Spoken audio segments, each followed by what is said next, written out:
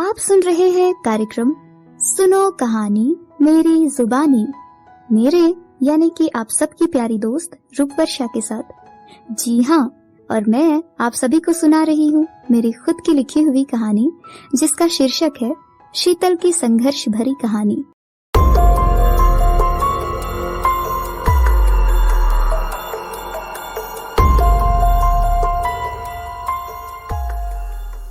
अब तक आपने कहानी के पहले भाग में सुना कि शीतल थैली को खोल कर देखती है तो उसमें उसे ढेर सारे खाने की चीजें, कपड़े और कुछ खिलौने दिखाई देते हैं। इतनी सारी चीजों को देखकर शीतल बहुत खुश होती है और अपनी दादी से कहती है,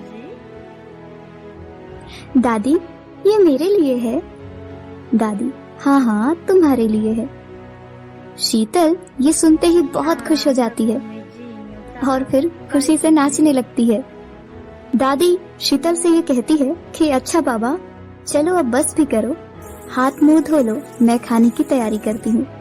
ये सुनते ही शीतल दादी को जवाब में हाँ हाँ ये कहते ही वहाँ से मुस्कुराकर चल देती है। रात का समय दादी शीतल को खाना खिलाकर और खुद भी खाकर शीतल को अब सुला देती है। काफी रात हो चुकी है। अब शीतल भी बहुत गहरी नींद में सो चुकी है, पर दादी को नींद नहीं आ रही थी। उनके मन में बहुत सारे क्वेश्चंस थे और बहुत अजीब अजीब से ख्याल भी आ रहे थे और उन्हें शीतल की चिंता भी हो रही थी। वो अपने मन में सोच रही थी,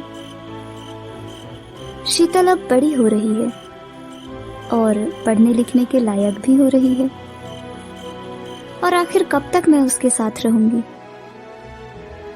यदि कल को मुझे कुछ हो गया तो मेरी ये पोती किसके सहारे जिएगी।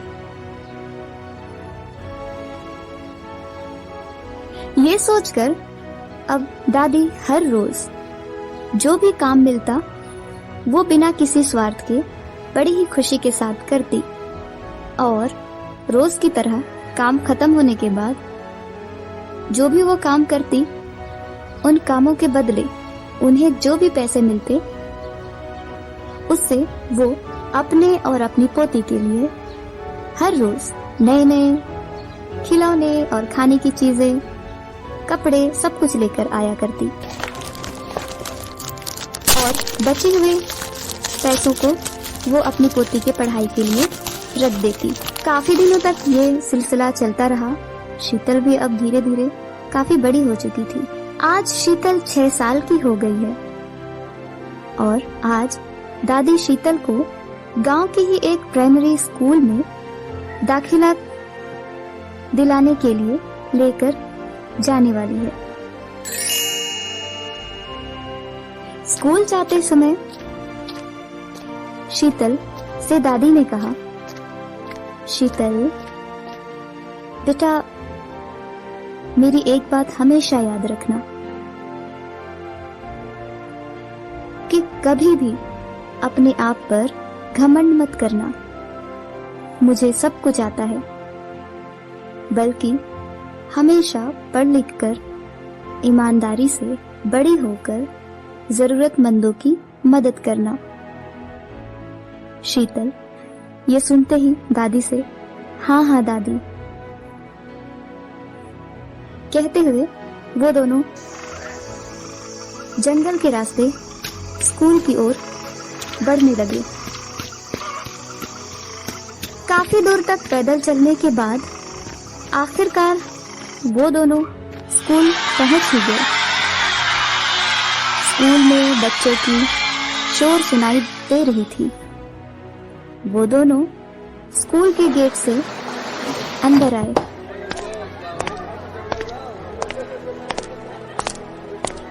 अंदर स्कूल के कैंपस में काफी सारे बच्चे खेल रहे थे। कुछ बच्चे टहल रहे थे, कुछ बच्चे मस्ती में गा रहे थे, गुनगुना रहे थे। दादी ने उन्हीं में से एक बच्चे को पुकारा, बेटा सुनो तो। बच्चे ने पीछे मुड़कर देखा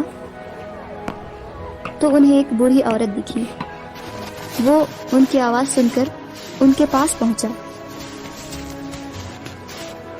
फिर दादी ने उससे कहा, बेटा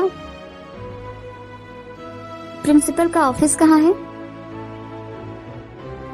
वो बच्चा दादी और शीतल को प्रिंसिपल के ऑफिस के पास लेकर गया। बच्चा दादी से ऑफिस पहुंचने के बाद कहता है, दादी जी आप यहीं रुकिए, मैं अभी देखकर आता हूँ कि सर ऑफिस में है या नहीं। दादी, ठीक है बेटा। ये सुनते ही बच्चा वहां से चला गया। बच्चा प्रिंसिपल के ऑफिस पहुंचकर कहता है, सर क्या मैं अंदर आ सकता हूँ? प्रिंसिपल, हाँ आ जाओ। बच्चा अंदर आता है और प्रिंसिपल से प्रणाम सर कहता है और प्रिंसिपल भी उसे खुश रहो का आशीर्वाद देते हैं। फिर पूछते हैं, कहो क्या काम है? बच्चा प्रिंसिपल सर से, सर एक बूढ़ी औरत और एक लड़की आपसे मिलना चाहती है। प्रिंसिपल, ठीक है उन्हें अंदर भेज दो। ये कहकर बच्चा जी ठीक है सर कहते हुए वहां से चला जाता है। और फिर वो दादी के पास आता है।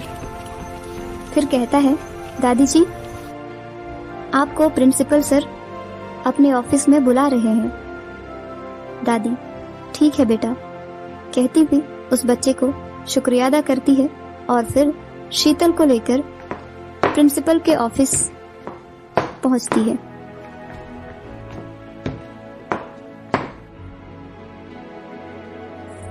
अब प्रिंसिपल के ऑफिस पहुंचने के बाद क्या दादी शीतल को गांव के प्राइमरी स्कूल में दाखिला करवा पाएगी? क्या प्रिंसिपल सर शीतल और उसकी दादी से मिलेंगे? सवाल कई सारे, पर इन सवालों के बारे में जानना है तो आप सभी मेरे यानी कि रूपा एंटरटेनमेंट जोन यूट्यूब चैनल को सब्सक्राइब जरूर कीजिए और इन सारे सवालों के जवाब भी जानिए। जानने के लिए वीडियो को लाइक भी कीजिए, शेयर कीजिए। साथ ही साथ कहानी आपको कैसी लग रही है इसके बारे में कमेंट कीजिए और चैनल को सब्सक्राइब भी कीजिए और हाँ, बेल आइकन को भी प्रेस कीजिए ताकि मेरे आने वाले हर वीडियोस आपको पहले मिल सके। Thank you.